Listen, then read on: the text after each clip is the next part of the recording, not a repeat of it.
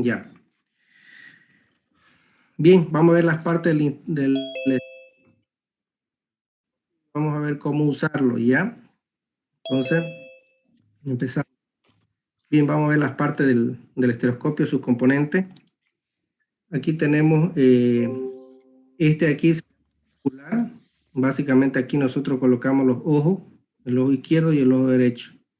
Yo les había hablado anteriormente sobre una distancia pupilar, es decir, la distancia entre ojo y ojo. Básicamente, fíjense, este se desplaza al lado izquierdo y este hacia el lado derecho, en esta barra de aquí. Es decir, que hay una abertura, ¿ya? Para que haya la separación de los ojos, ¿ya? Sí.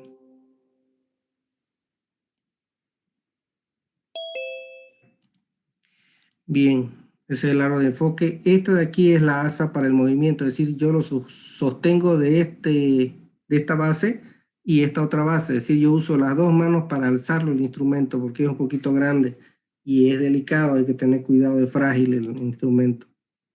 Acá en la parte interior, en esta base de aluminio, en la parte interna, viene un espejo, como están viendo aquí al lado derecho. Un espejo en el cual, mediante estos prismas que hay aquí, se puede observar la proyección de la imagen de la foto que está abajo, ¿ya? Este binocular tiene aumento de 3x, puede ser de 6x hasta de 8x el aumento, ¿no? También puedo sacar esta parte y trabajar directamente con estos de acá. Estos que son normales, que se los coloca aquí. Esta base gira y se lo coloca acá encima. También puedo dejar de usar esto y solamente lo uso los normales que están acá por defecto. Ya, entonces estas ranuras son las que hacen que se saca esta parte y queda solamente los cristales aquí para observar. Ya sale toda esta base, esto pueden sacarlo si ustedes quieren hacer lecturas normales sin exageración, ya que al tener 3x, 6x, 8x, esto me permite aumentar el tamaño de lo que estoy observando. También acá tiene unos tornillitos que me ayudan a regular, ¿no? la calidad de la imagen. Acá en la parte interna, vamos a ver más adelante, hay unos prismas,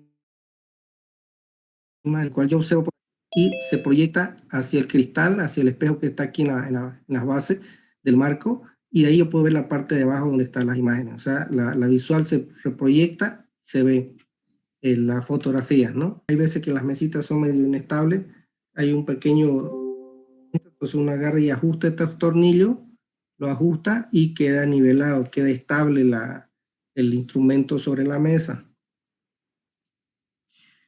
Este de aquí, si yo lo saco este de acá, puedo colocar este en la parte superior, es decir, esto gira y lo coloco acá. Eso me genera un aumento de 1.8x, la mitad de este de acá, ¿ya? Ahora, si yo quiero, no lo uso también y queda normal, una vista normal, ¿ya? Sin ampliación. Si lo dejo esto en su posición y lo saco este en su posición.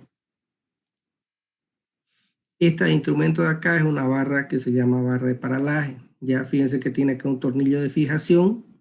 Acá tiene ya estas son las medidas. Y acá tiene también una barra circular con un tornillo, en el cual están también los valores decimales. Estos serían los valores enteros y estos los valores decimales. Y este tornillito que es el que gira y regula para encontrar el punto sobre el terreno, es decir, la intersección, ¿no? Ese es el tornillito que yo voy moviendo para encontrar lo que estoy observando en 3D sobre el terreno, ¿ya? Que es lo que es la marca flotante. En esta barra de paralaje van a ver ustedes que tiene una marquita en esta placa izquierda y en la placa derecha 3 marquitas, estéreo se llaman. Una es un círculo, la otra es un punto relleno y la otra es una cruz. Ustedes pueden usar cualquiera de los 3 elementos para lecturar, ¿ya? Indistintamente, yo me acostumbré a usar la cruz, por ejemplo. Usted puede usar el círculo vacío, el cero o el punto relleno o la cruz, como usted quiera. Aquí me ayuda a regular cuando coloco la barra en la base, en la mesa, yo regulo primero, la calibro la barra a los puntos que estoy identificando. Entonces este es el seguro que libera para que esto se desplace. Una vez ya yo la calibré, encontré el mismo elemento aquí en esta cruz y en esta otra cruz, y estamos hablando que esta barra funciona con las dos fotografías. Entonces este de aquí ya es el tornillo donde se fija esta barra y queda estable, ya no se desplaza, ya solamente se desplaza con este tornillo de acá. Bien, acá tenemos las graduaciones, valores positivos, es decir, de la izquierda, valores enteros, ¿ya? Entonces, esta de aquí se llama micrómetro, igual que esta de acá, solamente que esta de aquí ya son valores de milímetro, ¿ya? ¿Ve? Entonces, 0 punto, aquí tenemos valores enteros y aquí valores fraccionarios, 0.01, y de acuerdo a los valores que vaya apreciando acá. ¿Cómo lo muevo yo? Con este tornillo de acá, ¿ya? Y voy lecturando los valores enteros y aquí los valores fraccionados. Este acá es un tornillo de ajuste de distancia en el caso que algunos modelos tienen, ¿ya? Algunos modelos tienen este tornillo y este de fijación, ¿no? Acá estoy relatando más o menos cómo se utiliza el instrumento, cómo se lo opera, ¿ya? Entonces, lo primero que tenemos que tener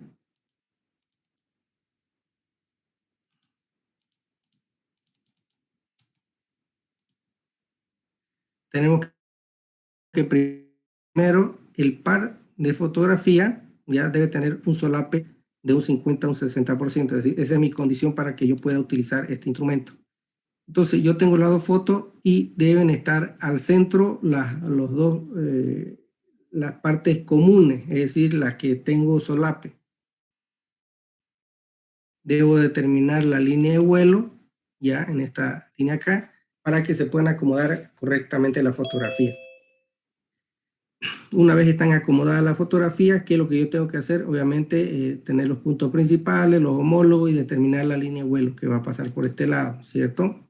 Y es lo que habíamos visto para acomodar la foto. Había una diapositiva que pasamos donde se acomodan las fotos y se determina la línea de vuelo, se transfieren los puntos principales y se tiene una línea de vuelo. Ahora, la separación, por decirle, entre este punto de aquí, que es un quiebre del río, y este otro, yo debo tener una distancia entre esos puntos homólogos, o sea, puntos similares, de 26 centímetros o 260 milímetros. No mayor a esto ni menor a 24. Es decir, en ese rango yo debo encontrar. ¿Por qué? Porque nuestra separación de nuestra vista varía en cada alumno, cada persona. Entonces agarro una reglita, lo mido a 25 y voy regulando de acuerdo a mi vista, ¿ya? Yo debo observar aquí estereoscopía, es decir, ver en 3D, es decir, ver los cerritos parados, los ríos, las quebradas, todo ver la forma como...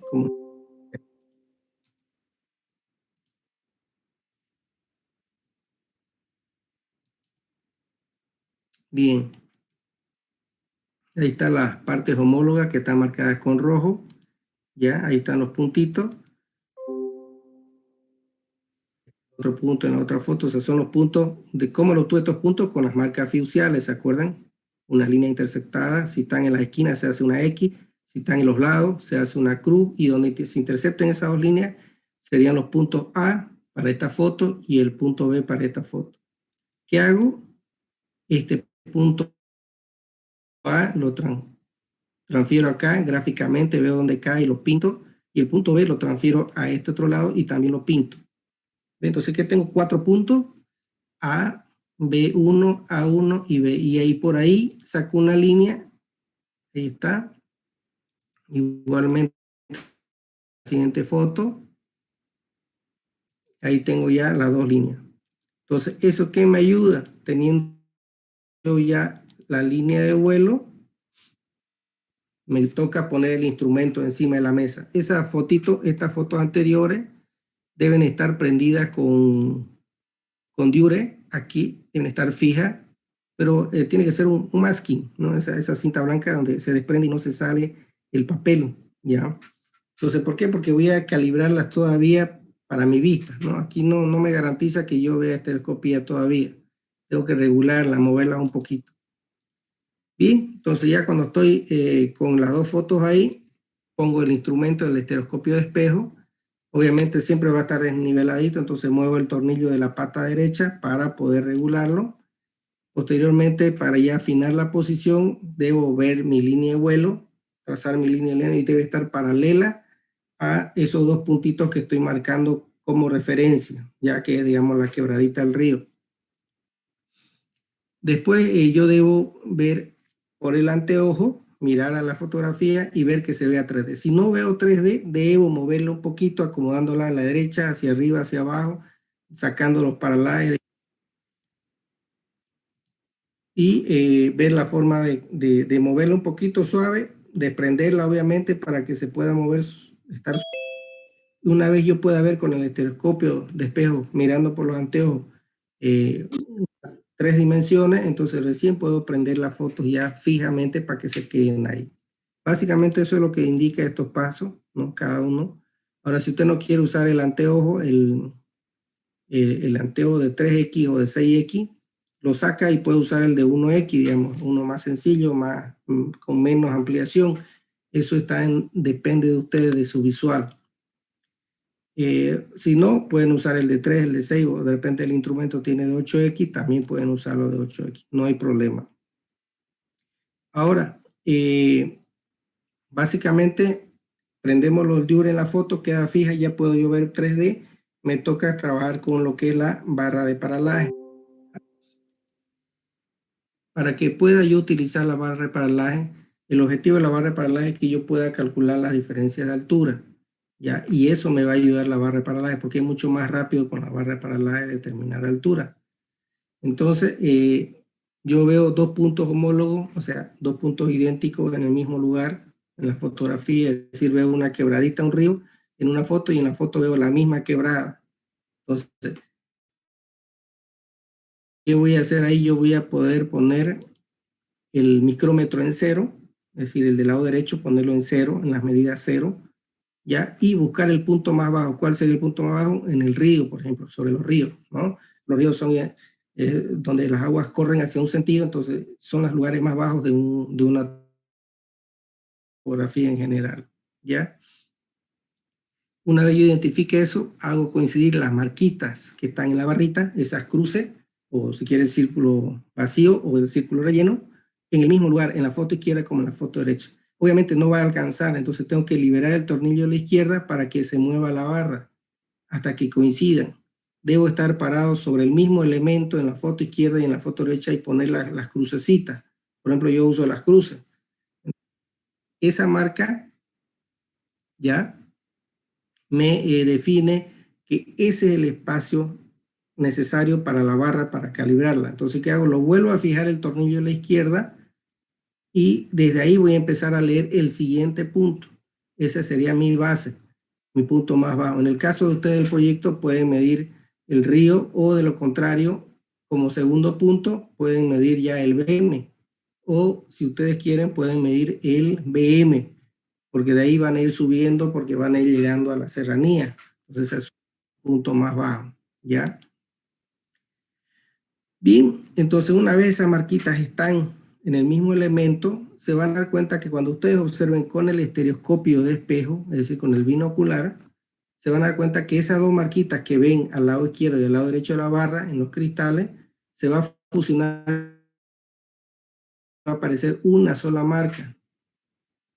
Cuando esas dos marcas, esas dos cruces, aparecen una sola cruz, quiere decir que ustedes están sobre el terreno natural.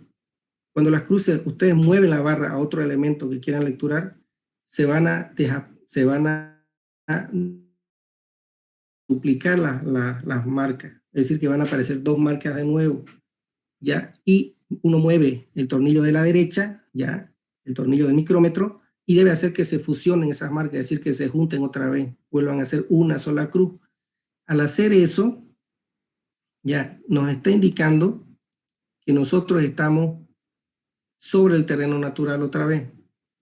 Y ese valor que nos dice la barra, tenemos que anotarla. Y ese sería nuestro paralaje para ese nuevo punto que estamos marcando, ¿ya? Entonces, si ustedes se dan cuenta aquí, desde el punto 5, el 6 y el 7, ya podemos ir repitiendo el mismo procedimiento porque vamos a ir lecturando solamente paralaje. Este método momento es mucho más fácil porque aquí ya te da paralaje, ¿ya? De cada punto de la base y paralaje de la cúspide con una sola lectura. Esa es la ventaja de este instrumento. Entonces aquí repetimos básicamente estos pasos de aquí para poder tener el paralaje de cada uno de los puntos, ¿no? ¿Qué nos va a dar esto? Que la diferencia de las paralajes nos va a dar ya la elevación, es decir, de mi punto anterior a mi nuevo punto me va a dar esa diferencia de altura.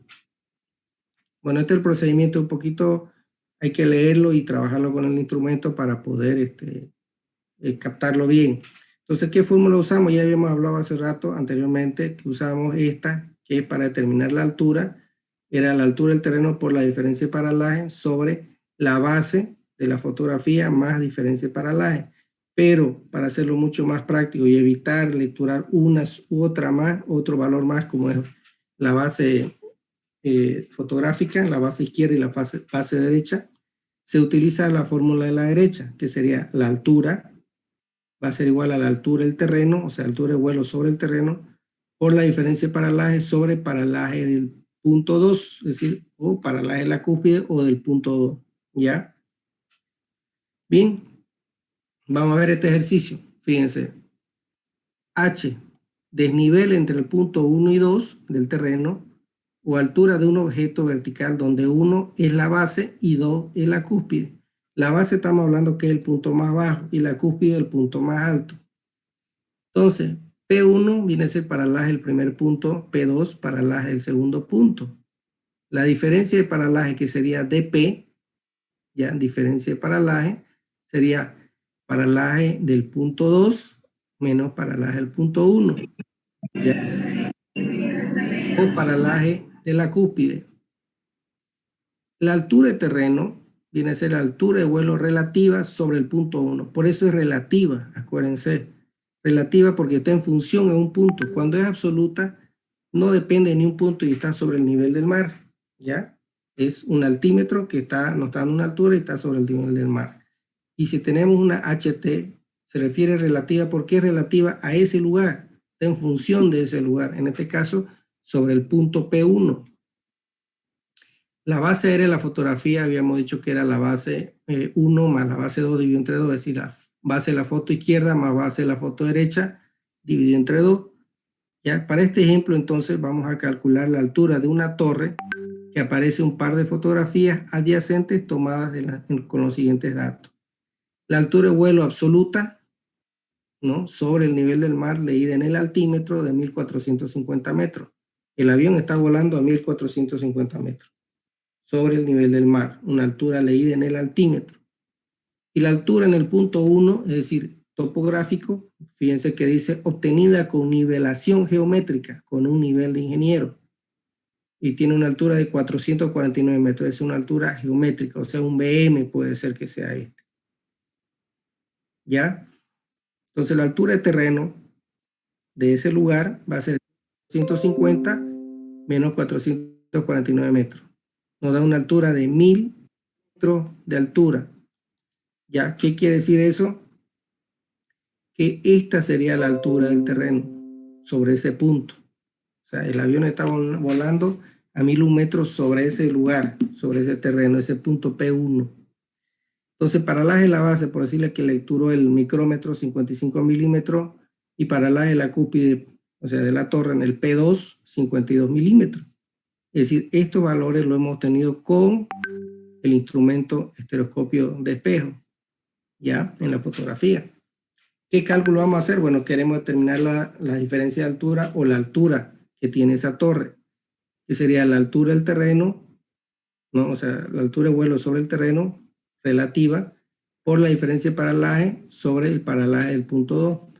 Entonces, fíjense, 1001 metros por, entre paréntesis, 55 milímetros menos 52 milímetros. Esto lo opero y ¿qué me va a quedar? 3 milímetros, ¿cierto? Entonces, milímetro con milímetro se van y lo divido entre 52 milímetros. Entonces, aquí anulo los milímetros y me queda metro. Tengo una altura de 66 metros. De esta manera yo determino la altura de esa torre que está del suelo hacia arriba, ¿ya? Pero mediante paralaje pude determinar yo paralaje de la base y paralaje de la cúspide. Bien, vamos a ver otro método. Este otro método básicamente es un nonograma para calcular el cálculo gráfico de altura y desniveles. Esta es una regla ya para calcular también paralaje. Aquí al lado izquierdo abajo nos indica cómo son las lecturas, pero vamos a ver un ejemplo más adelante. Fíjense que acá tenemos la altura, ya nosotros tenemos aquí los datos que necesitamos, la altura del desnivel en metros, que es lo que vamos a determinar, y la altura de vuelo sobre el terreno, H, que sería esta de aquí. Tenemos la base de la fotografía, ya que sería esta de aquí, la diferencia de paralaje entre la cúspide y la base. Y aquí nos va a salir la altura, o sea, el resultado de este cálculo. Básicamente, fíjense que es generar líneas oblicuas, ¿ya? Y que tope sobre estos márgenes izquierdo y derecho, es decir, sobre esta base de acá. Entonces, vamos a ver un ejercicio. Bien, entonces vamos a ver los datos del ejemplo. Tenemos una altura en metros de 3.950 metros. Ahí está, lo vamos a marcar aquí al lado derecho con esta marquita amarilla. Aquí está a 3.500, 3.600, 700, 800, a cada 200 metros, cada 100 metros. 600, 700, 800, 900 y la mitad. ¿Ya? 3.950 metros. Tenemos la diferencia de paralaje, nos dice 2 milímetros. Lo marcamos aquí con otra marquita. Vamos a sacar una línea entre ese punto que se intercepte con los dos y toque aquí en esta vertical y lo marcamos ahí. Ahora, en este caso, para vamos a necesitar la base de la fotografía. Entonces, fíjense que este tiene 55 milímetros. Aquí. Ya. Lo marcamos ahí. 55 milímetros. Este va avanzando en este sentido. 30, 40, 50 y 55. Y esta línea la unimos con esta y la proyectamos hasta esta otra vertical. Y donde me llegue la línea, esa es mi altura. Esa sería mi altura para estos datos que estoy calculando, ¿ya?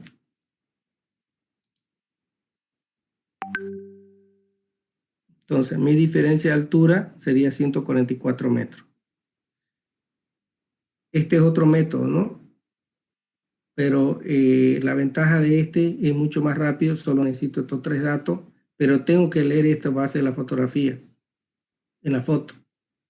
Entonces, debo hacer esa lectura, ¿ya? Tener los 2 datos, sumarlo y dividirlo entre 2, ¿ya? Bien, este es el estereoscopio para que lo vayan conociendo, ¿ya? Ya lo habíamos visto las partes, entra en esta maleta, puede venir con un espejo sí o sí, porque entra en esta posición. Acá viene con este que es normal, fíjense.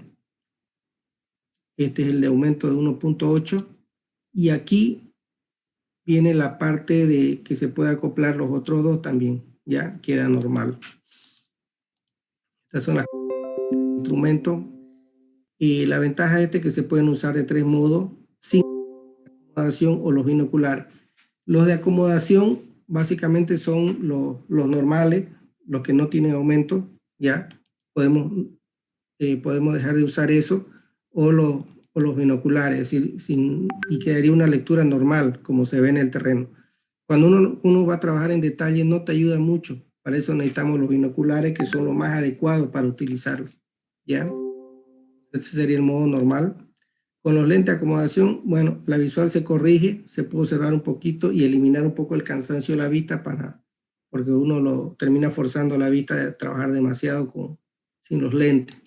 Con los binoculares, como tiene aumento, entonces para mediciones tienen una mayor precisión, podés hacer lectura más en detalle y tener un mejor resultado. El campo de vista es amplio y claro porque podés trabajar con formato de 18 por 23, 18 por 18 o 23 por 23, indistintamente, o sea, diferentes tipos de formato. Esa es la ventaja de este instrumento. También puedes trabajar con 3X de 70 milímetros de campo de vista, ¿ya? Binoculares 8X hasta 27 milímetros de campo de vista, ¿ya? También, básicamente, cuando nosotros son más sencillos, no necesitamos realizar ningún cálculo de ecuaciones personales, es decir, sencillamente lo movemos los binoculares de izquierda a derecha, cada uno de los binoculares, y se regula a mi vista. Aparte que se regula el acercamiento con los tornillos, entonces se acomoda a mi rostro, a la separación de mis ojos y también a mi calidad de mi vista, ¿no? O sea, el acercamiento a la imagen. Es muy, muy práctico, ¿ya? Entonces esa ventaja tiene este instrumento. Bien, algunas especificaciones, por ejemplo, 27 centímetros, es decir, la foto ustedes pueden separarla a 27 centímetros máximo. Campo de vista 18 por 23 o 18 por 18 o 23 por 23 o 18 por 23, es decir, jugar con formatos de foto. Viene con un binocular estándar BN3 que se amplía a 3X, ya 70 milímetros de campo de vista. Y la base ocular entre 55 y 75 milímetros, es decir, la separación de mi ojo. Cuando estás trabajando con binoculares de la opción BN8, básicamente son de 8X de ampliación, tienen un campo de vista de 27 milímetros y base ocular de 55 a 75 milímetros.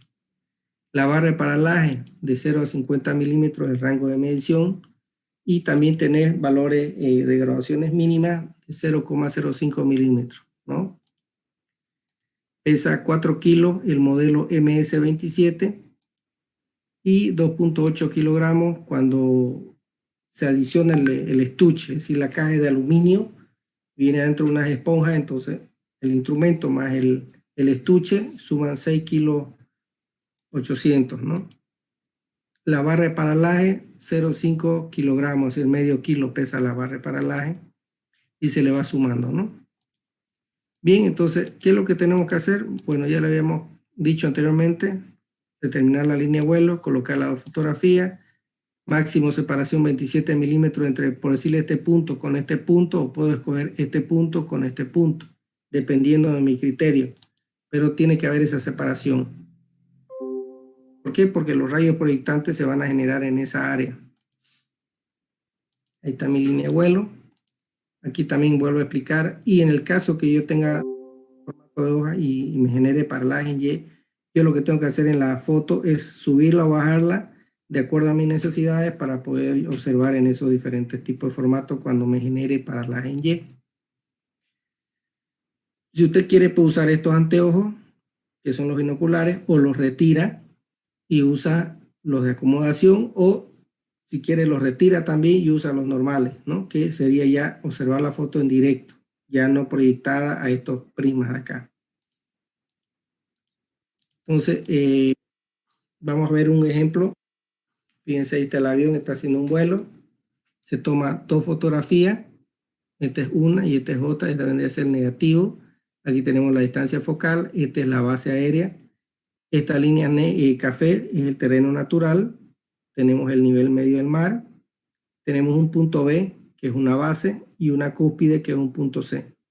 ¿Cuál es el objetivo aquí? Determinar esta diferencia de altura, ahí está delta H, entre el punto B y C, es decir, esto de aquí. Asumiendo una línea horizontal acá, tendríamos que determinar esta diferencia de altura. Bien, yo tengo que usar esta formulita, que es la altura sobre el punto B, fíjense, ¿no? La altura sobre el terreno vendría a ser este punto B. Yo tengo una altura en B, que sería mi vuelo, fíjense, del punto B por el relativo, ya, este relativo. Ahí está mi punto C, que lo estoy proyectando y pasa por los lentes y se me proyecta acá en el negativo, que sería paralaje de la cúspide, y del punto B también pasa por los lentes y se me proyecta en el negativo y tengo paralaje de la base. Ya, entonces vamos a determinar esta diferencia de altura, también vamos a determinar la cota de este punto y también vamos a determinar la pendiente que tiene. ¿Ya? Si yo digo que voy a calcular el desnivel de B a C, quiere decir que de B a C. Voy a determinar la altura en C y su pendiente de B a C. ¿Ya? Fíjense que la pendiente va a ir de B a C. Datos necesarios. Bueno, mi altura, es decir, que sobre el nivel del mar el altímetro me da 9010 metros. Es decir, que está volando el avión sobre el nivel del mar a 9010 metros. HB, es decir, mi altura sobre el punto B, sobre el nivel del mar, una altura ortométrica o geométrica, si ustedes quieren decirle, porque es sinónimo, es de 2920. Este pedacito aquí, sobre el punto B. Por eso dice altura en B. Y fíjense que esto vendría a ser ya mi cota en este punto. Es mi altura y mi cota. Bien, entonces la distancia entre B y C, ya yo estoy aquí sacando, fíjense, la distancia horizontal ya está reducida al horizonte, es una distancia horizontal. No es esta distancia inclinada que ustedes observan en la foto. Todas las distancias que ustedes observan en la foto, les repito y les recalco, son distancias inclinadas. ¿Ya? Porque esta lectura, ¿no? ¿Se acuerdan de la hipotenusa? Este es un triángulo rectángulo. Entonces, todo lo que mide en la foto es una distancia inclinada. Yo debo reducirla en función con este valor y tener mi distancia horizontal. Para este caso de este ejercicio serían 1891 metros mi distancia horizontal. Si se me corta, nos volvemos a conectar, jóvenes. Bien, para las de la base ya yo lecturé aquí. Esto lo lecturé con un estereoscopio de espejo, por tanto me da directamente el valor 89.8. Y para la de la cúspide 91.3. Este valor aquí. Entonces, vamos a ver los cálculos que vamos a realizar. La diferencia de paralaje entre C y B va a ser igual a paralaje de la cúspide menos paralaje de la base. Es decir, que yo tengo de aquí a acá una diferencia de paralaje de 1.5. ¿Ya? Altura en B va a ser igual a mi altura de vuelo, fíjense, perdón, esta altura en el punto B, pero la altura de vuelo sobre el punto B va a ser la altura de vuelo sobre el nivel del mar, del altímetro, menos mi altura ortométrica. Entonces sería 9010 menos 2920. Me da un resultado de 6090 metros, es decir, esta altura desde el avión hasta mi punto B de 6090 metros. Entonces, mi diferencia diferencia de altura entre C y B va a ser igual a HB, que sería esta de acá, sería 6090, ya por la diferencia de paralaje entre C y B, 1.5 sobre paralaje de la cúspide, que sería este valor que tengo lecturado acá, 91.3. Estos milímetros se van y me queda, estábamos determinando diferencia de altura, es decir, este delta H de aquí, ¿cierto? Era 6090, 1.5 milímetros dividido entre 91.3. Estos milímetros se van, me va a quedar metro. 6090 por 1.5 dividido entre 91.3, me da 100 metros. Este valor vendría a ser esta altura acá. Es solo una altura. Este valor de aquí vendría a ser mi cota a este punto. ¿Ya? ¿Qué es lo que me está pidiendo el ejercicio? El C está bien, ya tengo el desnivel, son 100 metros. Ya la altura para el punto C. Necesito determinar. ¿Cómo determino eso? Bueno, este valor, 2920 más 100 metros. Y esa va a ser mi altura en C. Entonces tengo una altura para el punto C de 3020. Lo único que le estoy haciendo a la cota de aquí, le estoy sumando esta diferencia de altura, que la determiné ahorita, que son 100 metros. Tengo 3020 para este punto C. Por eso dice altura en C. Me pide la pendiente. La pendiente va a ser igual de B a C, ya va a ser igual a esta diferencia de altura dividido esta distancia. ¿Ya? Entonces 100 metros dividido entre 1800. ese valor, ese resultado, lo multiplico por 100 y voy a tener la pendiente. Es decir, que de este punto B a C voy a tener una pendiente de 5.3%. Este resultado, que me da 0.053 por 100, me da 5.3%. Es decir, que de aquí subo 5.3%. Esa es mi pendiente para llegar a este punto C.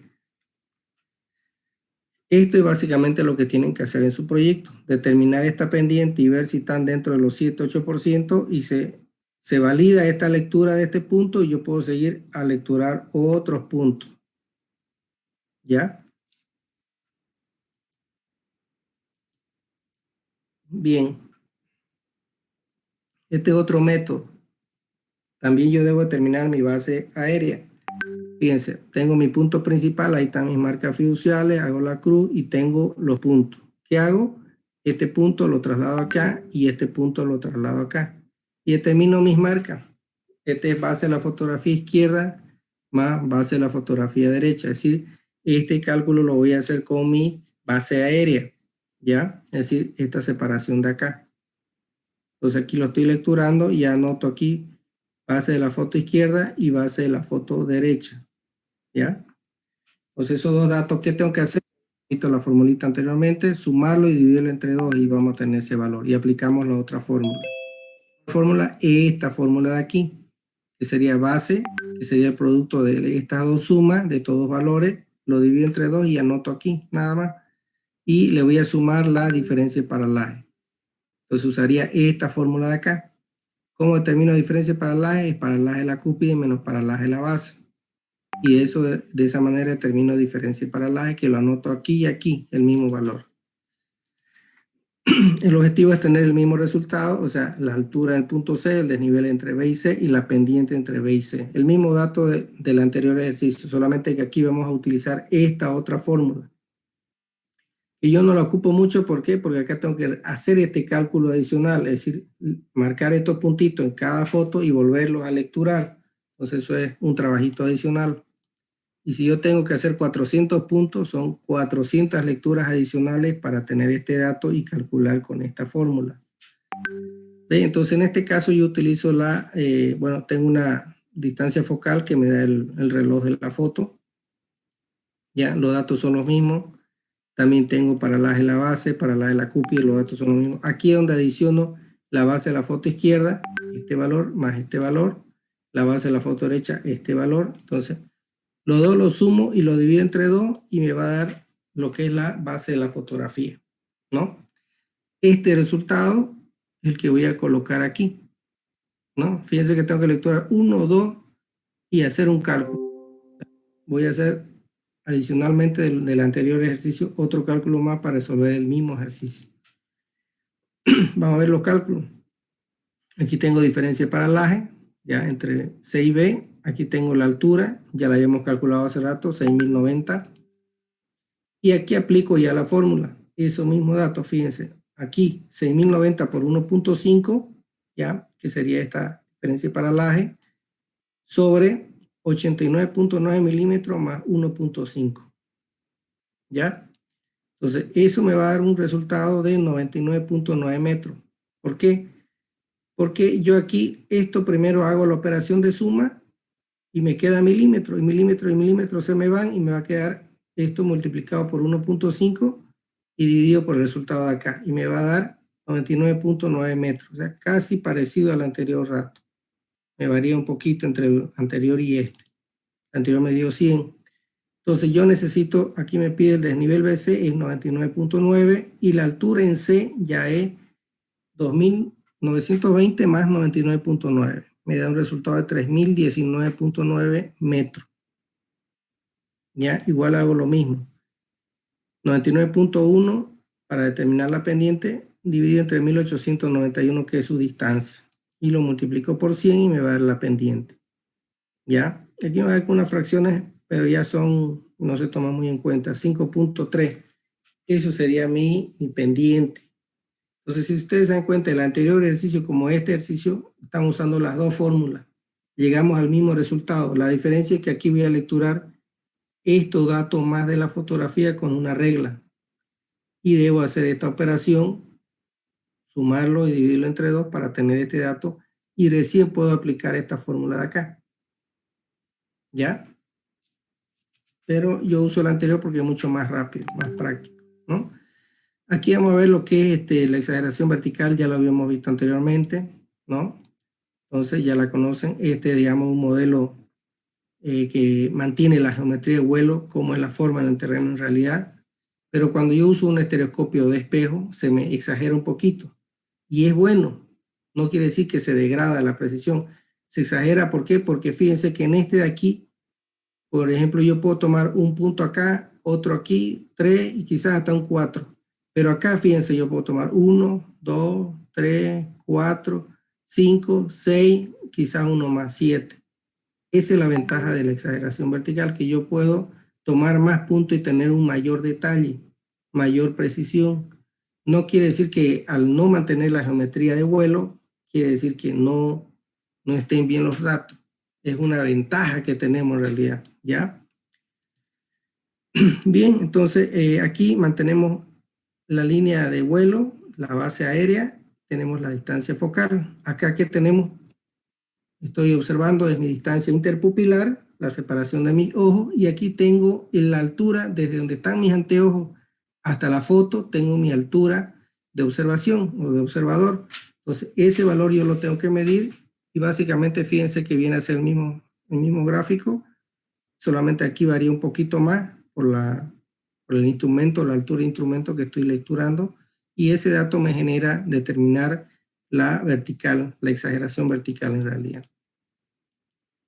Entonces fíjense que hay un ejercicio, ya habíamos hecho uno anterior, utilizamos esta fórmula que viene a ser la base por esta altura, que es la altura del observador, sobre esta distancia por la focal, ¿no? Esta distancia en función al formato de la fotografía, ya la vamos a utilizar.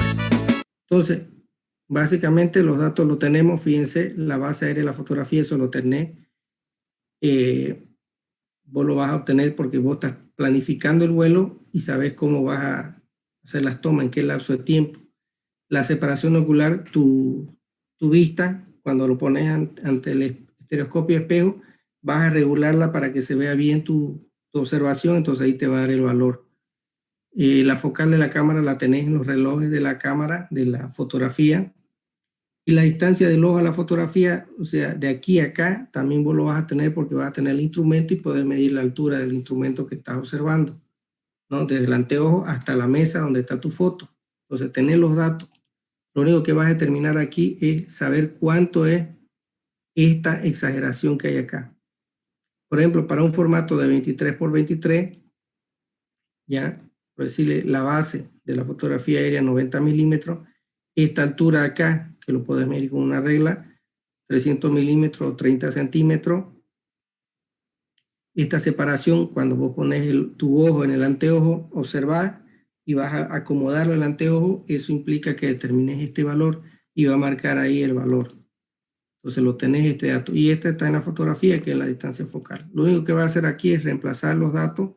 Fíjate que todo lo arriba que están multiplicando básicamente son milímetros, abajo son milímetros, entonces se van los milímetros, se anulan y queda un valor adimensional que vendría a ser la exageración. Es decir, si yo uso un estereoscopio MS27 con una foto de 23 por 23, básicamente voy a tener una exageración de este elemento que es el terreno natural a este de acá de 2.7. Es decir, que estoy exagerándolo o lo estoy ampliando 2.7 veces más. Este tendrá un tamaño de 1, escala normal, y este tiene 2.7. ¿Ya? Entonces eso es para saber básicamente cuánto se está exagerando cuando tú observas con un estereoscopio de espejo una misma fotografía. ¿Ya? Bien, jóvenes, vamos a ver otro temita para no atrasarnos mucho.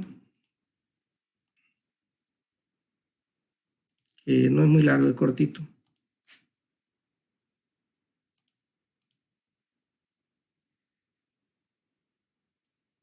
Vamos a ver este que se llama técnicas de fotointerpretación. Vamos a ver los instrumentos y el ambiente de trabajo, condiciones del fotointérprete, los factores de identificación. Y la próxima clase vamos a ver claves de la fotointerpretación y los mosaicos aerofotográficos.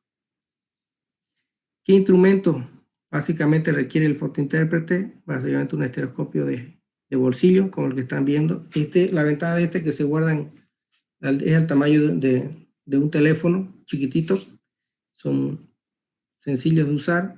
Este acá es ya el tamaño de una maleta, grandecito. No se puede transportar así nomás. Hay que llevarlo en movilidad porque es peligroso y es caro. Una lupa, en algunos casos se necesita lupa. El medidor de sombra, que ya lo habíamos visto. El orientador de sombra, perdón. La escala de paralaje, la que vimos hace ratito. Ya, hace unas 2 o 3 diapositivas atrás. Un transportador y una regla. Lápices de colores. Esta aquí es una malla, también para medir área. Tenemos acá curvímetro, ¿ya? Y estos curvímetros están hechos a mano para que uno los pueda ocupar. Y este aquí es de red de puntos que me ayuda a medir área, como también los curvímetros me ayudan a medir área, ¿ya? En el campo, básicamente, para trabajar al campo necesito un tablero para poder poner la foto y poder observar con el estereoscopio de espejo, perdón, de bolsillo. Necesitas un lápiz de colores, borradores, lupa, regla, escuadra, mapa, fotografía aérea, etcétera, ¿no? Todos los elementos que necesites para trabajar en el campo. Necesitamos un ambiente adecuado.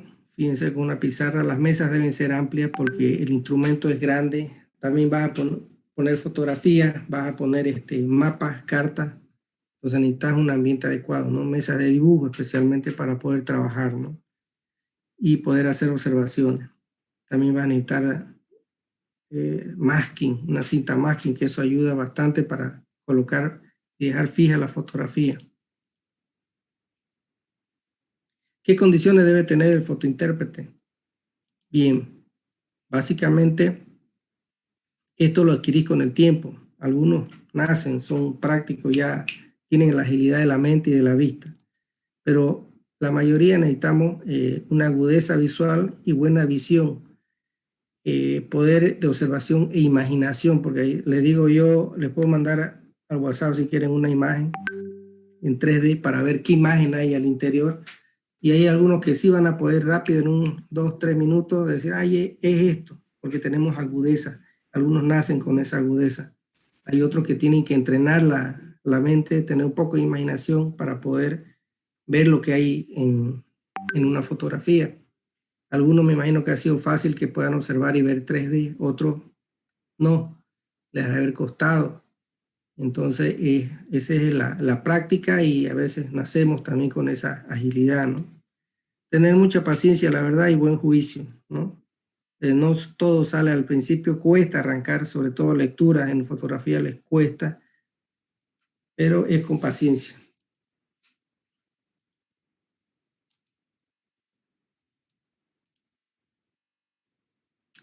La experiencia profesional la hace la práctica, el día a día, como ustedes saben. No nacemos con la experiencia profesional, siempre hay que practicar. Entonces es con mucha paciencia y se dan las cosas, práctica sobre todo. Bueno, vamos a ver lo que son los factores de identificación. Entre ellos tenemos forma, tamaño, el patrón, la sombra, el tono, la textura, la relación con el alrededor que hay en la zona. ¿Ya? Eso me ayudan a identificar los elementos que hay en una fotografía. ¿Ya? Por ejemplo, un elemento muy importante, básicamente, es una configuración general o externa de un objeto, ¿no? Y la forma, en realidad. Este factor es muy importante para reconocer los elementos de una fotografía. Por ejemplo, en la foto que están viendo, hay 6 elementos y hay que identificarlos. Uno puede equivocarse, puede, porque realmente uno no conoce todo, pero la práctica te va a ayudar. Por ejemplo, el 1 puede ser que sea un arroyo, una quebrada, ¿cierto? Este de aquí. El 2 pueden ser que sean, por la forma que está distribuido las manchas negras, asumo yo que es una zona de árboles frutales, porque están puestos a cierta distancia entre uno y el otro. 3, por ejemplo, ya son árboles naturales, zonas boscosas que están distribuidos aleatoriamente y en cierta densidad. El 4 puede ser que sea chacos, digamos, no tablones, sino chacos donde puedan poner animales, vacas, que puedan pastar. El 5, por ejemplo, ya es un camino o carretera. Y el 6, el puesto, ¿no? Entonces, básicamente esos elementos me dan una idea. El 1 dice un arroyo, una quebrada, está bien. El 2 son huertos, ¿ves? Son al huerto. Huerto es donde vos pones para tu subsistencia, puede ser cebolla, papa, tomate, pimentón, todas esas cositas, ¿no? El 3, arboleda, ¿no? Zona de árboles. El 4, sembradío, ¿ves? Todos estos son sembradíos. Y estos de la derecha son tablones, ¿no? Están, fíjense, alineados. El 5, el camino. Y el 6, la hacienda, ¿no? O el puesto, ¿ves? Entonces, te da cierta... el criterio te da cierta certeza de los elementos que estás viendo, pero no todo se ve tan fácil, ¿no?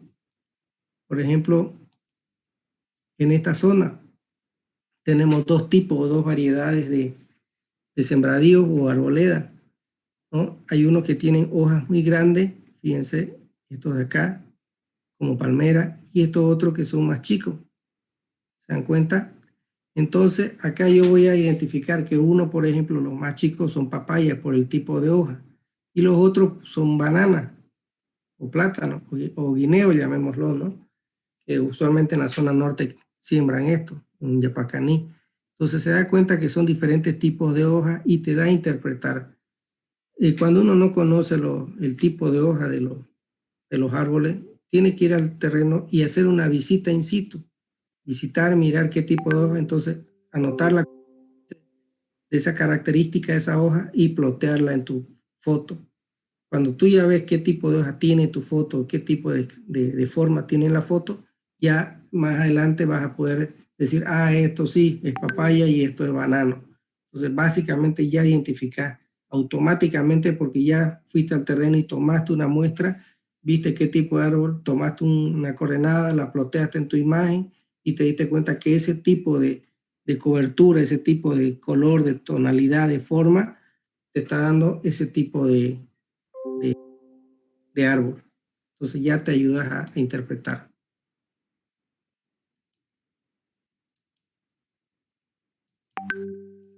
Tamaño también es otra clave muy importante para identificar los objetos. Midiendo sus dimensiones, en la foto uno puede ayudarse a definir qué elemento es. En la que están viendo ustedes, por ejemplo, es un área urbana. Si se dan cuenta, son calles y edificios. Entonces, lo primero que yo estoy viendo es que están enumerados, por ejemplo, estas manchas negras pueden ser vehículos, de vehículos particulares. Este número 2 puede ser que sea un micro, un bus o un camión, pero este de aquí ya es un camión con una chata atrás, ¿no? Entonces, el 3. El 4, asumo yo que me está definiendo el sentido, las dos vías que tiene este carril, esta calle. El 6, un solo carril. Acá el 5 me está diciendo que tienen 4 carriles, que es una avenida de 4 carriles. Y el 7, un edificio. No sé qué tipo de edificio, puede ser un tinglado, un galpón, un edificio de varios pisos. Entonces me ayudaría a visitar el lugar para poder determinar a ciencia cierta qué tipo de clasificación tiene, ¿ya? El 1, auto, ¿ves? Son marcas oscuras pequeñas, ¿no? El 2, son bus, o sea, son micro, ¿no? Micro grande. El 3 son camiones. El 4 son calles de dos rutas, o sea, de dos sentidos, o de dos vías. El 5, avenida, una ruta, 4 carriles, ¿no? Fíjense, 1, 2, 3, 4 carriles, pero es una sola ruta, o sea, un solo sentido. El 6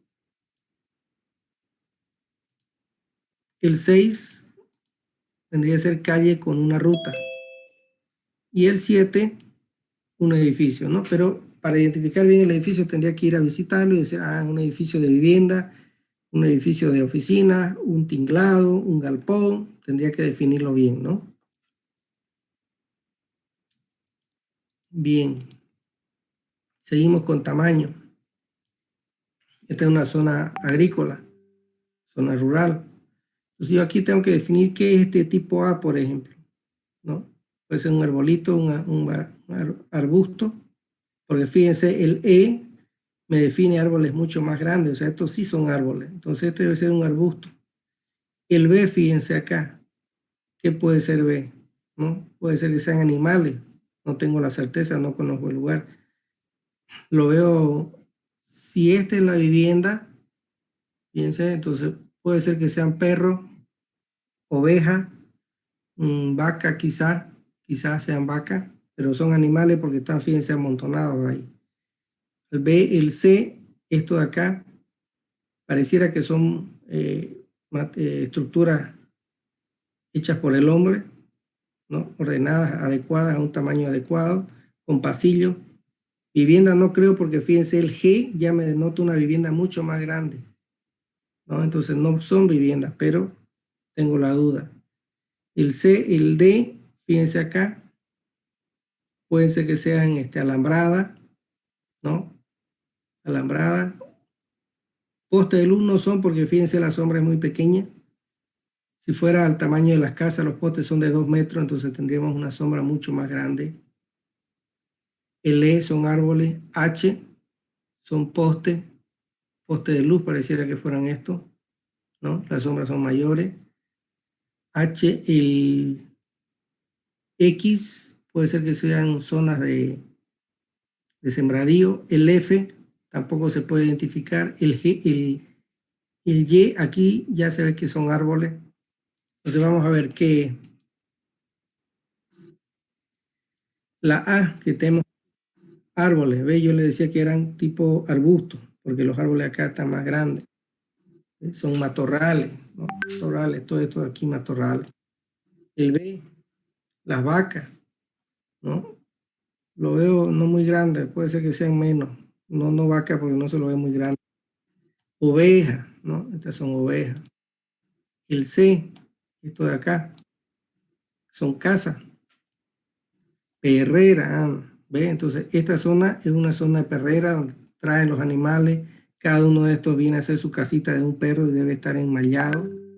Entonces este es el acceso, ¿no? El ingreso. Por eso tiene mucho acceso, ¿no? Son perreras. El D, yo le decía que eran postes de alambrada.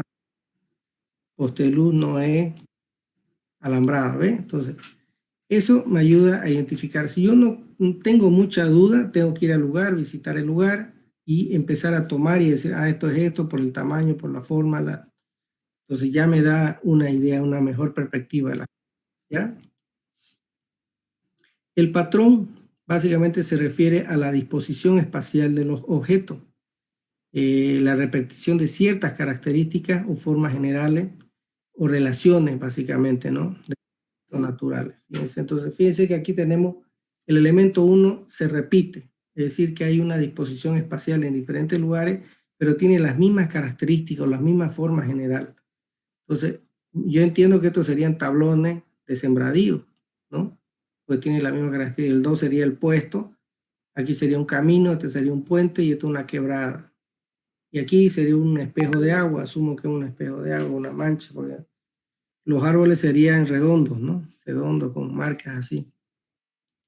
El 1, ¿ve? El 1 en los 3 elementos son sembradíos porque tienen forma de tablones. El 2, la hacienda. Y el 3, laguna, ¿no? Un espejo de agua. Entonces, básicamente, si tú te das cuenta del patrón, te das idea de qué tipo de elemento es porque lo vas a encontrar en diferentes lugares, pero con las mismas características, naturales o artificiales, como tú quieras, ¿no? Aquí hay otro patrón, por ejemplo. Fíjense que acá tengo al lado izquierdo, tengo un patrón de drenaje. Fíjense que yo debo definir las cumbres, esta de aquí, A, C y B, viene a ser la cumbre, de C a D y de C a E viene a ser otra cumbre, y de ahí nacen los afluentes. Fíjense cómo de estas partes de arriba está naciendo el agua y está bajando hacia los caudales mucho más fuertes, ¿no? Más grandes.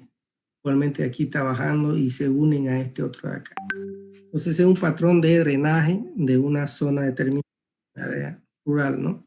En este caso, esta característica que están viendo aquí es un drenaje dendrítico, ya esas características tiene por la forma de su forma, o sea, su forma característica que tiene. Aquí al lado derecho asumo que es una zona, un condominio, zona residencial por la ubicación que tienen las viviendas. Todas son iguales, paralelas, y están en una forma determinada. Y son casi el mismo tamaño, fíjense, la infraestructura, ¿no? Entonces son uniformes, entonces por eso es que o es una zona de viviendas de interés social, todas iguales, o una vivienda de condominio. Entonces, siempre cuando son esas características, tienen la misma forma y tamaño las viviendas. Sombra es otra característica muy importante. Fíjense, al lado izquierda carece de sombra, me da otra visión de los elementos. Al lado izquierda, por ejemplo, no tiene nada de sombra, se me hace un poquito complicado definir, a excepción de el tipo de calle y la infraestructura, ¿no? Al lado derecho, con la sombra, ya yo defino bien, por ejemplo, el 6 viene a ser una empresa, una fábrica, el 2, una iglesia, el 1 puede ser también una fábrica, el 3 puede ser una tanque de reservorio, igual que el 1, el 5 un puente, ¿no? Puente con su quebradita y su camino. Entonces, las sombras me ayudan bastante, ¿no? Silos, el 1, el 2, una iglesia, el 3 tenemos un tanque, el 4 tenemos fábrica, el 5 un puente y el 6 talleres, ¿no? Son talleres, ya. Una fábrica industrial y esta es una fábrica de talleres, ¿no? Aquí, ¿qué podemos determinar con estos elementos de la derecha? ¿Ya? Fíjense que no hay sombra, entonces no me ayuda a definir los elementos. Pero si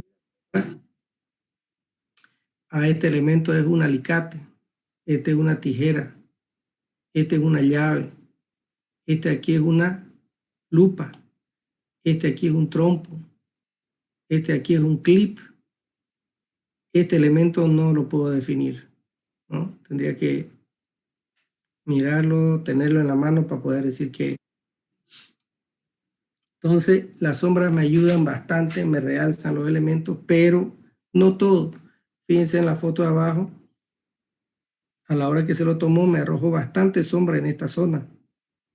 Y eso no me permite ya ver el elemento que hay aquí. Es decir, no sé si es infraestructura o es cobertura vegetal o es suelo descubierto. No puedo definir porque la sombra me está perjudicando. Entonces también es importante saber qué tipo de proyecto voy a hacer para saber a qué hora voy a hacer las tomas de la fotografía en función a la sombra. ¿Ya? Entonces aquí se me dificulta identificar los elementos que hay aquí en la sombra. Entonces, si a mí me interesan estos elementos, debo buscar otra hora para hacer la toma y evitar que haya esta sombra. Ahora, otro elemento sí que es importante, que las sombras me ayudan a determinar la altura del elemento. Por ejemplo, este silo, yo con esta altura aquí, yo puedo determinar solamente con medir esta altura acá y comparar con esta de aquí, voy a saber qué altura tiene este silo. ¿Ya? También con la hora del vuelo. Los tonos, bueno, el tono básicamente se produce por el brillo con el que los objetos reflejan la luz en la imagen, ¿ya? Por ejemplo, acá tenemos tres tipos de suelo, tres tipos de elementos. Acá tenemos la película, el lente, y obviamente tenemos unos rayos solares, fíjense cómo se proyecta, ¿ya? En este de acá, fíjense que estos dos primeros, el A y el B, tiene un elemento liso, por tanto los rayos se reflejan básicamente en el mismo ángulo de llegada, el mismo ángulo de salida. Pero acá en el C, que es un elemento corrugado, es decir, no es liso, no es liso completamente, entonces tiene diferentes formas. Los rayos se proyectan en diferentes ángulos. Entonces, ¿qué me genera esto? Que esto va a ser mucho más opaco y no voy a poder definir. qué elementos hay ahí. En cambio, cuando son más claros, yo puedo todavía interpretar los elementos que hay ahí, ¿ya? Los elementos que se pueden reflejar bien son los cementos, el de hormigón y el de asfáltico, ¿no? El cemento asfáltico y el cemento de hormigón. Eso me permiten hacer una visión más clara de los elementos. En cambio, cuando es corrugado y es irregular, entonces es algo más oscuro, opaco y no puedo interpretar. Aquí que estamos observando, fíjense, dos tipos de cobertura boscosa. Aquí hay una al lado izquierdo más blanca y una más oscura al lado derecho.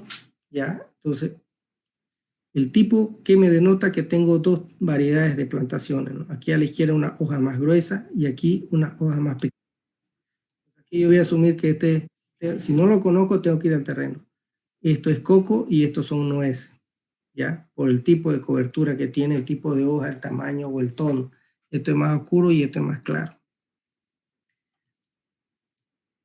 La textura también es otra frecuencia, o sea, un cambio de tono de la imagen, ¿ya? Y se forma por los agregados o características muy pequeñas para poder discernirlas individuales en la foto. Entonces, fíjense que acá tengo una textura, el 4, 5 y 6, y el 1, 2, 3, otra textura, ¿no? Son diferentes texturas. Pero si yo voy al terreno, voy a ver que son sembradíos. Aquí puede ser porque acá estoy sembrando semillas, la hoja es más chica, y aquí ya tengo sembradío más maduro, más grande, entonces me dan otro tipo de textura. ¿Ya? Y fíjense esta zona. Si fuera una cobertura de un espejo de agua, todo esto fuera un patrón, ya que me denota que esto es un pantano, es decir, que barro con agua, así, ¿no? Tiene agua y anegado. Acá tenemos pastizales y ganado, y acá puede ser que sea un chiquero, ¿cierto? Porque estos pueden ser los animalitos y esta es una zona donde se puede poner los ganchos, ¿no? Acá también tenemos otras características de lo que es textura. Fíjense estas arboledas aquí más tupido, A y aquí otra B. Aquí es una imagen mucho más amplia que también se denotan ya las copas. Acá podemos denotar que en el A hay cobertura del suelo y se está mezclando con los árboles, ¿no? Con la copa. Entonces se mezcla la información. Entonces fíjense, el C, el D, ya vemos más densidad, se puede apreciar más la densidad de las copas de los árboles porque es más oscuro que el suelo, que es cobertura vegetal también, ¿no? Entonces ya uno entiende que esas son árboles y lo más clarito son pastos, ¿no? El suelo está cubierto de pasto y los más oscuros son copas de árboles. Hay más arboleda, más textura arboleda, ¿no? Uno puede diferenciar entre esos elementos de un suelo de pasto con un suelo cubierta con árboles y con arboleda. El alrededor, relación con los alrededores también es importante. Por ejemplo, acá estamos viendo como una escalerita, es una línea férrea, un camino. Aparentemente este es un tren, esto vendría a ser un silo. Y es una zona agrícola, ¿no? Donde quizás lo que cosechan acá lo manejan en silo y de ahí lo llevan para que con el tren lo transporten a otra zona, ¿no? Entonces ya la zona te da una relación, el tren que transporta carga, tenés un silo acá, una estación férrea con su silo, y acá tenés un tablón, un galpón, ¿no? Con sembradíos y otro silo, ¿no? Entonces ya te da idea que esta zona, una zona agrícola que pasa la línea férrea del tren y empieza a recoger todos los sembradíos, ¿no? Las cosechas. Acá en una zona urbana, fíjense estos 4 elementos. Acá podemos observar que son viviendas de condominio, todas tienen la misma predisposición, la misma forma. Acá vemos como un aeroparque, esta parte de acá, una pista, puede ser de carrera, de moto. Y en esta zona, cerca del área donde es vivienda, estaríamos hablando que puede ser un parque de diversiones, ¿no? Y este podría ser un trencito. Acá ¿cómo se llama esto? Un carrusel. Las casetas donde juegan, la suerte y todas esas cosas. Entonces, esto denota que sería un parque cerca de un área urbana, ¿no? Bien, jóvenes, eso era lo que tenía preparado para hoy día. ¿Alguien tiene alguna consulta?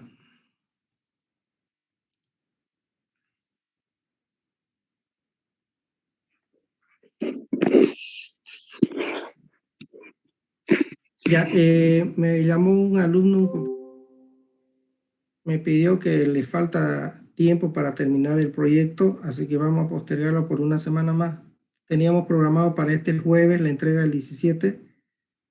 Voy a seguir avanzando el 17 y el 22 quedaría la presentación. Ya tendrían que llevarlo al laboratorio las personas, o el jefe de grupo o una persona más que le ayude si es que han hecho maqueta.